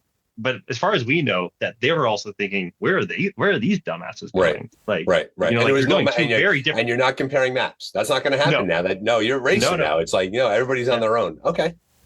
All right. And we go ahead. Well, I was just going to say, like, there was only one set of maps, so I had it. So actually it was Joel and Zach having incredible confidence in me, compared to some amazing navigators that were out there with us. Mm-hmm. They didn't question me once. And I am so thankful for that, because I did know where I was going. I was hyper focused, had my compass, had the map, and I knew exactly where we were on the map. And I knew I was going in the right direction. And I did not know what Rootstock was doing. All these things are going on in your head, right? And I was like, oh, should we stop and talk to them? Do they need help? Do they want our help? Maybe they don't want, like, who am I to help them? So like, it was, that was an intense moment too. And one I'll never forget. Yeah. I just remember Una, you were like ahead of me at that point. It was like Una, me, and then Joel at the back. And it was just like, I don't know if you even heard me, but I was whispering, just being like, just keep walking. Don't stop. Just keep walking. And because we knew Una was right. We had complete faith in Una's navigation the entire race. I think the biggest bobble we made up until this point might have been like 10 minutes, right? Like there wasn't like hour-long bobbles or mistakes. Like it was just more of a, okay, I need a second to think about this because it's a little bit tricky, not going the wrong way even. So like a bobble is probably not the right word for it. Yeah, it's not even 10 minutes is nothing. It's a blip over 500 kilometers, right? Una, pause for a second. Give us a bit of your navigational experience. How did you learn to become such a strong navigator? I used some road maps with my dad when I was a kid driving around Ontario. That is kind of where I started.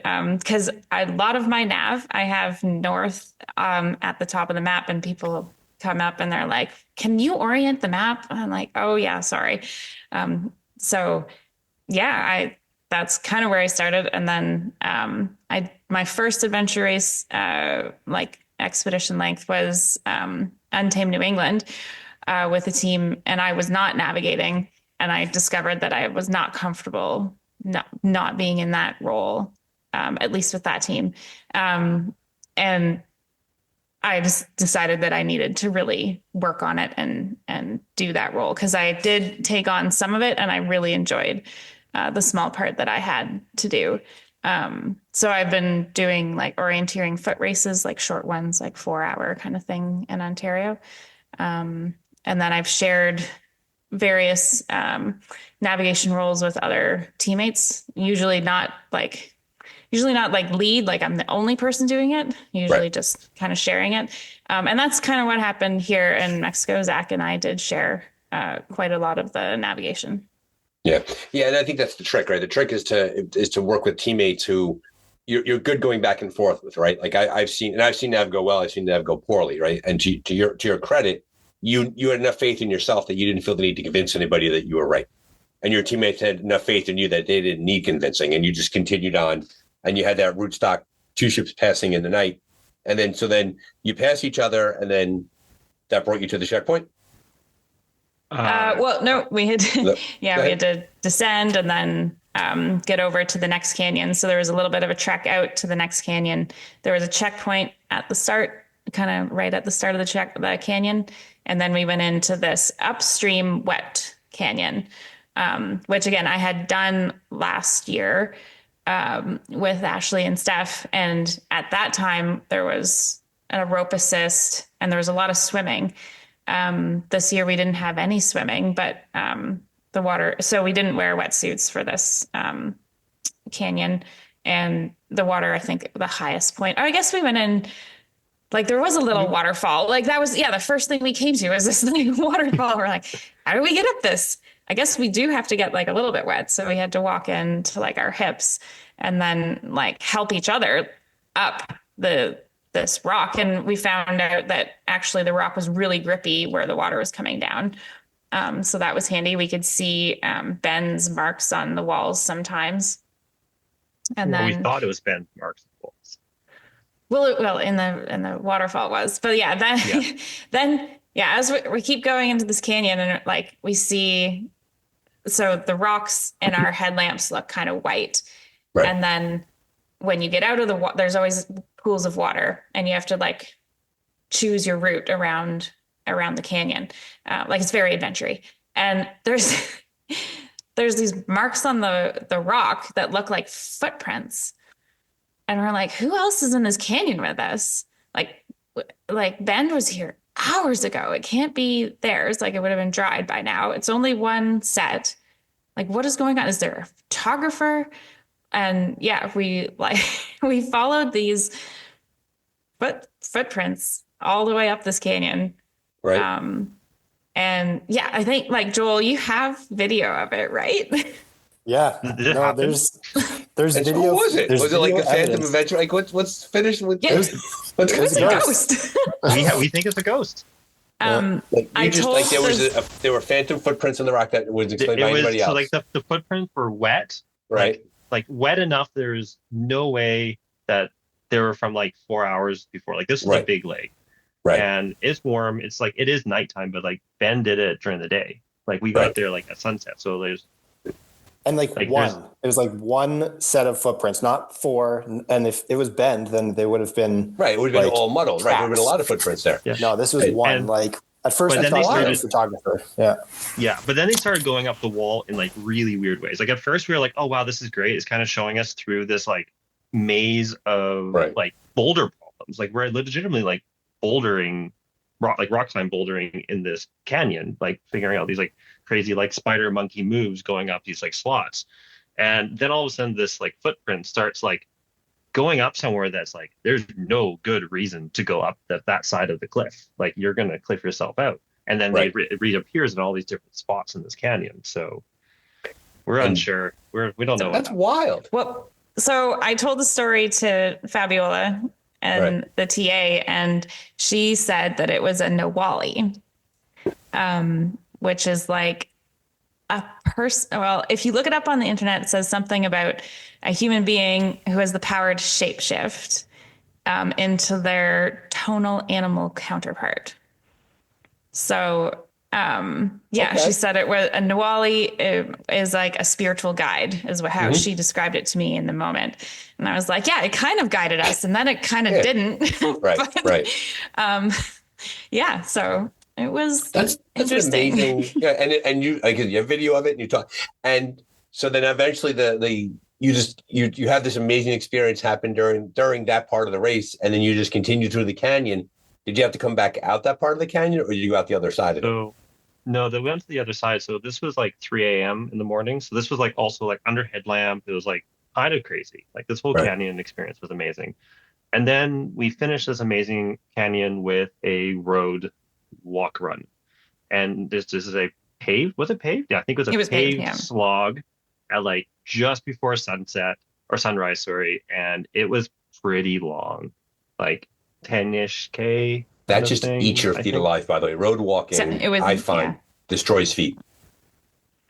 Yeah, I think Joel was in the pain cave. Yeah. But I did make him run down the hill to the TA on the pavement. Downhill road walking is the worst. Joel learned how to sleepwalk. By the end here. Amazing, right, Joel? Right. You're moving, but you're sleeping. Yep. They made me switch from the side of the road to the middle of the road so that I could look at the road lines and just walk in a straight line. Yep. And so I didn't hit the ditch. Actually, some of the ditches from this hurricane, I'm assuming, were completely just 10 feet down. Right. The pavement had disappeared. So it was a pretty good time to be focused on what you were doing and not falling asleep. This is full on. This isn't no day one. We're doing ascending, or this is adventure racing. This is day 4, day 5. You're wrecked. You just seen an Nawali. You're walking downhill. Your feet are starting to bark at you in a big way. Una's making you run. Like the whole thing is coming together. Okay, well, the adrenaline was real. 25 hours.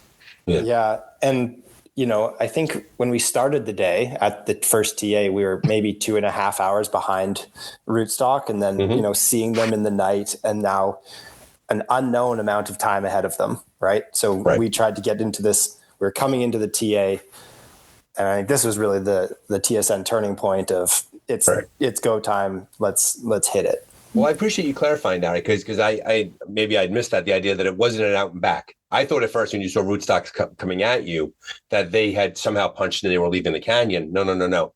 You were going in the proper direction. Una was rock solid on that, and then they were having their own challenges, and so you knew that because you had not seen them. And you went out the other side of it and you're on the road, that they clearly were behind you, that there was no way that they had snuck through there. Okay. Yeah. And then Zach kept saying that he was worried that they had. And I was like, there is no way. They are not ahead of us. Right. But he kept thinking, oh no, what if they did this? What if they did that? And they're going to be in the TA. Late in races. Yeah. your head starts talking to you and you start seeing weird things, and like you start get really, yeah. That happened. We're at 24 hours of being awake too at this point, plus the sleep deprivation. And then we got on our bikes and we did this, like, I would arguably say like a fun bike ride back to the last transition of the race, which also happens to be the finish line. So we have to we did a insane bike ride. We passed cars because we were so motivated. Now you can sniff the barn, right? Now you're getting near the end. You're like, okay, this is like, we can wrap this up. And plus you're now the hunted, right? Before you were the hunter. Okay. I think this was like 17K. This was like leg 10, right? So it was just the bike, like box to box, the last bike of the race. And now it's a drag race. Okay. It was really fun. Yeah. It would have been nice to finish the race on that high. We were so flying high when we came into that TA. off the canyon and then that bike leg. It would have been really nice to finish there. Yeah, But then you're we not had done.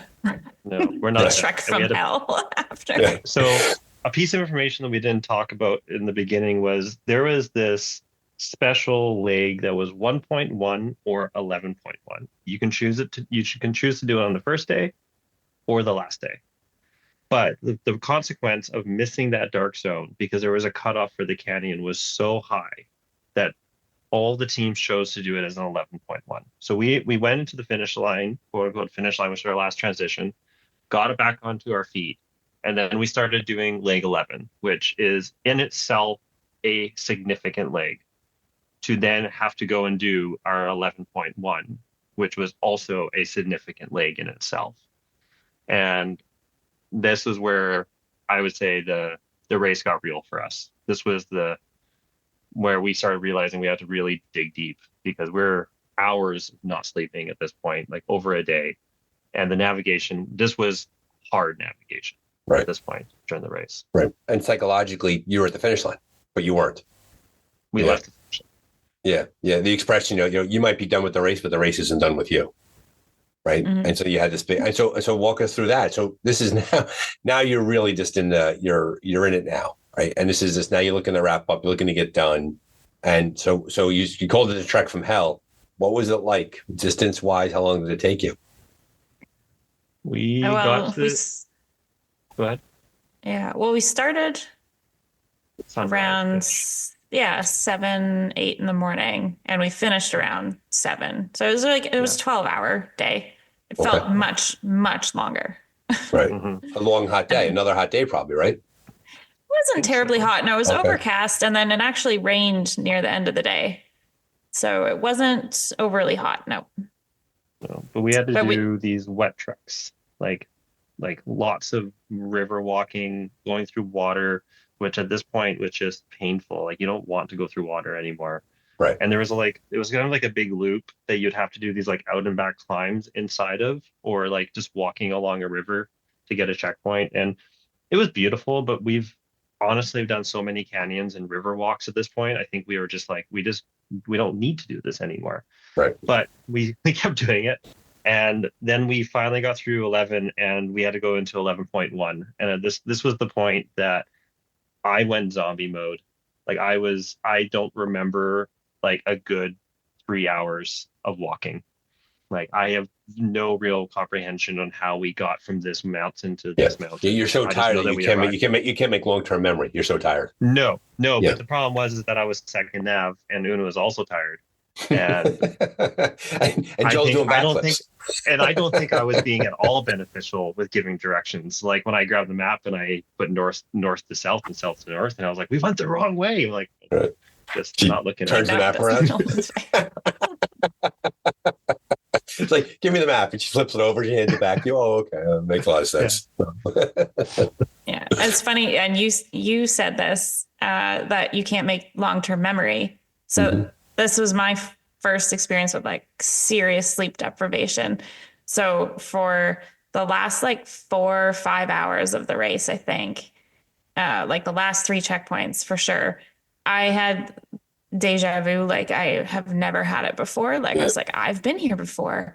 I've seen these things. I've seen these trails. I've like these people. I've been with them in this bush before, like the whole time. But I also was not that crazy that I knew, like I actually knew. I'm like, no, I've never been here.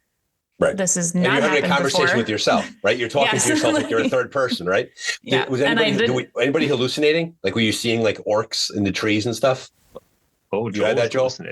Yeah, Joel. What were you saying? At this point, like I'm not looking at the map, so I'm a little bit removed from where the checkpoint is, but I'm seeing orange punches everywhere. I'm like, there it is. It's right there. They're like, it's kilometers from here. You're not even close. Like, and on top of that, and on top of the word orange checkpoint. So part of the thing that happened was in our, I don't know, mental state that we were in, we finally got into the zone that we had to find these 3 last checkpoints of the race. And it wasn't a big zone. It was like an 8-kilometer, 10-kilometer circle at the most. And for whatever reason, I think this was my fault. I was like, we're looking for caves because there was a cave thing at one point. And pretty close to where the checkpoint was a cave. Cool. There's a cave there. But the hint was what was it? Something Gringo? Los Gringos. Yeah. Yeah, Los Gringos, Puerto Gringo. Yeah. And Puerto we're like, Gringo. That's it. oh, Puerto Puerto Gringo. Gringo. We're like, oh, that's a door. It's a door. The cave is a door. So we like started justifying ourselves that what it You're was. talking yourself into it, right? You want to get your that trap of you're telling yourself you desperately want to believe something, so you're talking yourself into it. Yeah, but about 10 meters away, which I think it was Joel that kind of like got us back into reality, was like a statue of Puerto Gringo, and it was labeled Puerto Gringo. So Joel's like, listen, I'm no navigator, but I gotta tell you, Certainly not. No, Right. by no It stretch of says the it. imagination. But I might be yes, wrong here, guys. It says Puerto Gringo on there. It says it on the paper. There's the checkpoint. yeah. Yeah, And the next that got us checkpoint hint there. was Los Antenas, which obviously, even if we don't speak Spanish, is antenna. Mhm. But there was also a cave there. There was. It's an underground antenna. It's in there somewhere.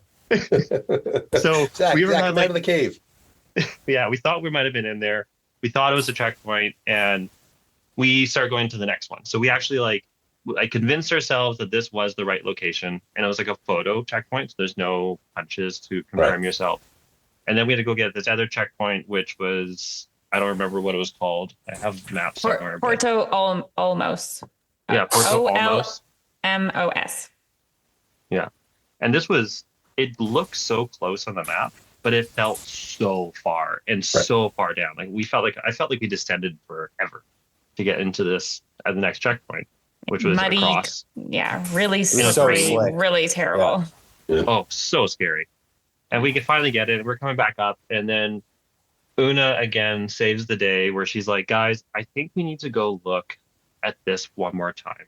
Like this, where the checkpoint Los Antenna is, it doesn't feel like is where it is on the, like, I don't even know if it was mapped properly or It what wasn't squaring in her head, right? It just didn't feel that right. something wasn't right. Yeah. And I have to look at the map again, but I don't even think it might have been like, the map probably wasn't wrong. It's just we were wrong. And Una then walks and finds these antennas on the way back. And if she didn't do that, we would not have cleared the course because we were ready to walk back down the mountain to the finish line. So and then you're debating yourself, like, do we keep going? Do we not keep going? We want to get done like this. That's a really gut check time during the race. Yeah. And this was the point where I for sure was like, we were walking around in the wrong spot for a while. And I was like, for sure, rootstock has caught us. For sure, rootstock has passed us at this point. Like, it felt like an eternity of walking around, which probably arguably wasn't. I think we probably wasted like a very small amount of time, but it felt like a very long time. It felt big, right? Yeah. Well, also too, is time. You lose all time perspective, right? Yeah. You really, I mean, with all the exhaustion and everything, you don't know. You can't tell distance. You can't tell time. Like, you're so upside down on that. Okay. Mm-hmm. And it's kind of getting cloudy at this point. Like, we're on the top-ish of a mountain. And we start walking down the trail, which we know is, at this point, we know how to get back. It's going to be great. Like, we're like, okay, whatever happens, it happens. We're getting back. And then through this fog, we start seeing silhouettes of people walking up towards us. And those silhouettes turn into rootstock. Okay. So they are now coming up the mountain. They have 3 checkpoints left.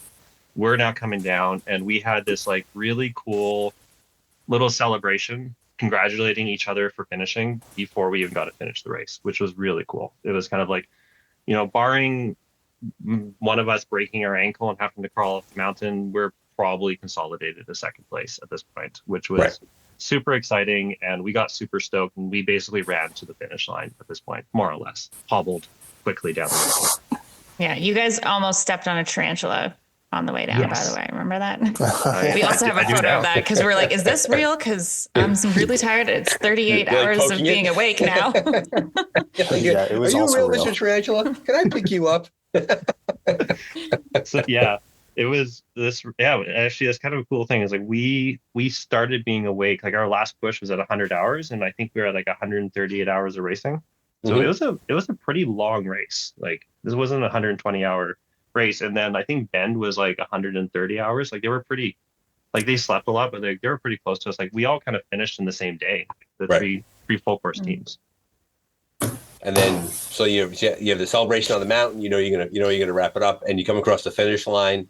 And then, so how did that feel? How did that? I mean, it's tough to put into words how it feels, right? But I always like to ask, like, what now? You're on the Joel. I'll come to you on this, Joel, right? Because your other two teammates have experience with this. The fact that you did this massive thing and you came across that finish line and you did it in one piece, you had all the adventures along the way. How did you feel?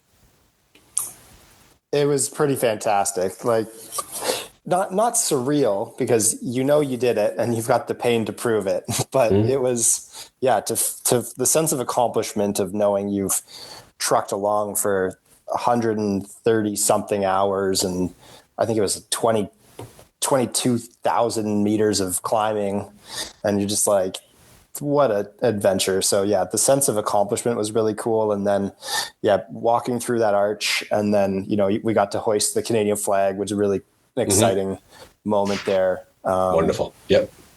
And then they made us more food. Well, you're in like a 9 million calorie deficit at this point. Yeah, at this point. Yeah. You can't shovel it in fast enough.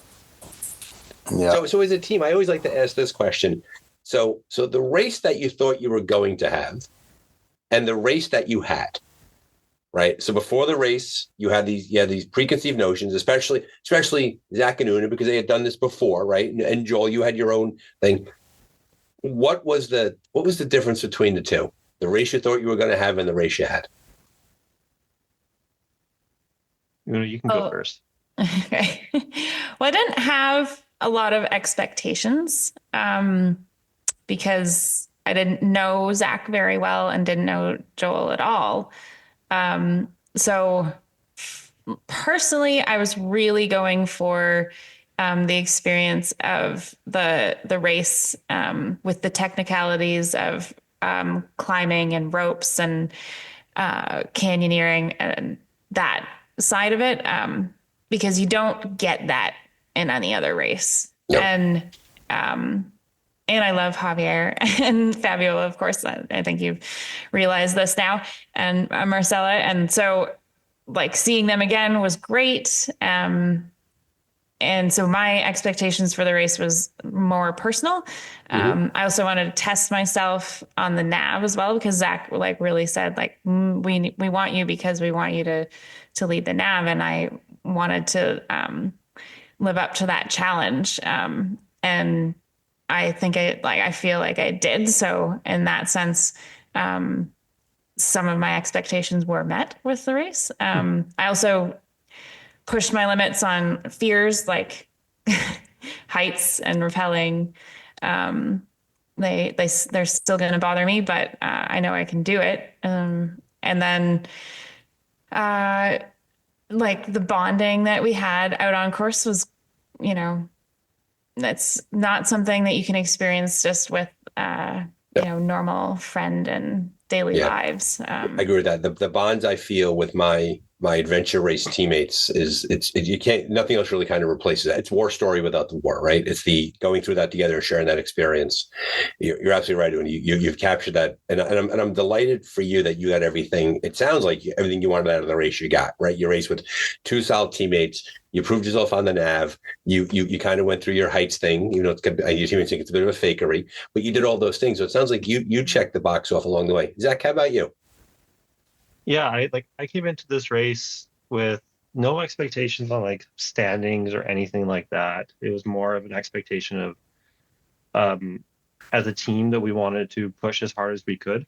I got my butt kicked with my team in New Zealand. Like I definitely came off of that with like, okay, I'm going to change everything and I'm going to start trying to race harder.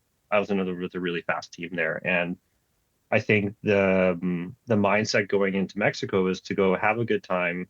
We always want to be better friends than how we started the race. That's like our number one goal. And the idea that I also wanted to work a bit with Nav and take a bit of a leadership role on a team, which I haven't done before. And I think as a whole, like I'm so proud of our team for how we managed to not just pull together in 2 weeks, but actually create this like super strong connection, this super strong team that actually like competed in a meaningful way. And I think that was really cool. And regardless of like how we competed in terms of like standings, that's not what I mean. I mean, like we competed against ourselves. Like we pushed ourselves to the actual limit so many times during the race, and then came back from that limit.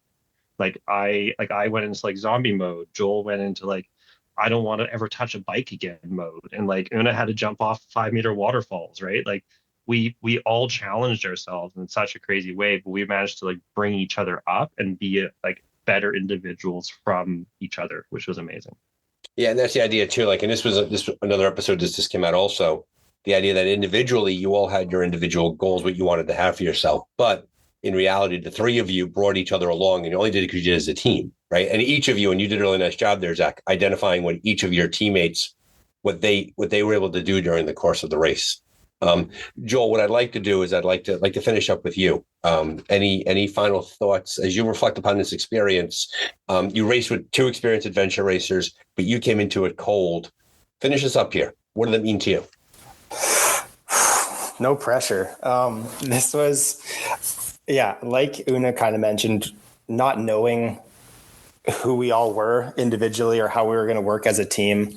And also myself not having done an adventure race to this magnitude or know how my body would handle the sleep deprivation. Like all of these were such unknowns that I truly did come into this race with no expectations. And I would say I was blown away by the race and the course, but also like the camaraderie and the teamwork that we put together. Literally meeting 8 hours before this race was like in person for the first time I met Una was right before this race in Mexico. So yeah, to like come together and accomplish something like this and, put together a second place run, I think was really inspiring, exciting. Like, I don't know to choke on my words here. It's tough to get the right words, right? Sometimes words fail you in things like this. So what's next? I know that someone in your backyard is the Adventure Racing World Championships is coming up this fall. So are you racing it together? Are you racing with different teams, or is that still getting itself worked out? Like what's next for each of you individually in your adventure racing? You can cut this out later, but Una just has to step up and come to Worlds. But other than that, no, I'm kidding. Don't go that far. They need you, Una. Come on. So for myself personally, I'm racing Raid the Rockies, Natalie Long's race in I think it's like 9 weeks, 10 weeks, which is a stage race. Yep, it's a wonderful race. I did it last year. Phenomenally difficult technically. If you want a stage race that feels like an expedition race, that's definitely the one to go to. Yep. And then it's just training for Worlds, getting ready for that in September. So my summer's pretty light. I may do Raid Near Raid as a test event as well. Just get more navigation practice in and have a good time. But I think Una has a bigger docket than I do. So Una, what's next for you? I'm doing a Storm with my daughter. She's 10, and that's a Bob Miller director race. And then I'm also doing the longer version of it with a lady that's somewhat of a rookie. And then she's joining me and Kyra Patterson on an all-female team for Wilderness Traverse. So, and none of us have raced together. So that'll be fun. You're going to try to recreate the magic. Yeah. Okay. And then I'm doing Tug Hill with my buddy John as well. So coming down to the States. Great races. We're good to have you. We could use you. We're better when you come south. So thank you for that. And Joel, actually, no, sorry. I'm also on the Women of AR team for the main MSAR. Main Summer Adventure Race. Yeah. Okay. I forgot about that one. So our paths are going to cross multiple times. I'll see you there. I'll see you Wilderness Traverse. So I'm looking forward to that. So Joel, are you in? Like, is this now a thing for you, or like, where are you? Because very often there are people who do a race of this magnitude and they're like, I'm good, right? Like they've had or they're like, I can't get more of it. Where have you kind of fallen on that spectrum? I go back and forth. Zach is very convincing. So, we've gone on 2 pretty serious adventures since, I would say. And we went and did the Spearhead Traverse in our backyard. And during this 40-kilometer ski tour through Whistler Blackcomb backcountry, he was chewing my ear off about the the potential of what Worlds is going to look like and how we can travel 750 kilometers in our backyard. So, he's making a solid push here, but I also want to kind of see what they can do with like an experienced team of 4. I think so. Worlds won't be for me this year. I say right now, currently on May 7th, but we'll see where we get to. I had a great time. I am content with going 500 kilometers right now. I'm actually gearing up for a splitboarding expedition in 2 weeks. I'm heading to the Yukon, and we're going to make an attempt to summit Mount Logan, tallest mountain in Canada. So that's kind of on my radar. I'm going to focus on that, and then once we come back, we'll see what the adventures take us. Maybe some biking, some climbing, pack rafting. Just go everything, right? If it, have body will travel, right? If it's human powered, you go out and you do it. We had said, we go around an hour or so. On my clock here, we've hit an hour and 51. So you're getting up there. You're near the magical 2-hour mark, and this will probably end up being probably one of the top 5 longest episodes of the Dark Zone. So I appreciate you coming out to the show. You lived up to your billing. You lived up to exactly who you were supposed to be. Thank you so much. Can't wait to see you at all the various races. I'm glad you had a good experience, and I can't wait to see what you guys all have in the future. So thanks for coming on the Dark Zone. Thanks, Brian. Thanks, Brian. Thank you. Well, there you have it, folks. Episode 146 of the Dark Zone. Thanks for being here, and thank you to Una, Josh, and Zach for going deep on their tales in Mexico. Looking forward to Javier bringing that race back in a year, and hopefully we will all see ourselves down there. Well worth the visit. Thanks for being here. And as always, I always like to say, if you keep racing, we'll keep talking. Be safe.